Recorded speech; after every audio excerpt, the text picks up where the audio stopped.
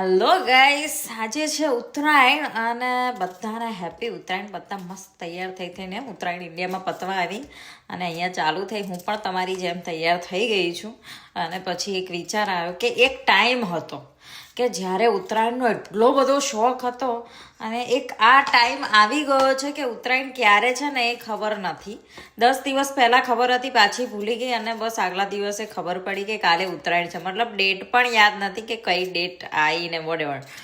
તો કહેવાનો મતલબ એમ કે જ્યારે તમને જિંદગીમાં જલસા કરવાનો કે એવો ટાઈમ મળે ને ત્યારે એ ટાઈમને વેસ્ટ કર્યા વગર, દુઃખી થયા વગર એ ટાઈમને છે ને માણી લેવાનો. કેમ કે સમય છે ને એ ફરીથી નથી આવતો. સમજી ગયા ને? કેવી મજા આવતી હતી હે રાત્રે જાગવાનું ને 4 વાગે ઉઠવાનું ને પતંગ ચગાવવાની.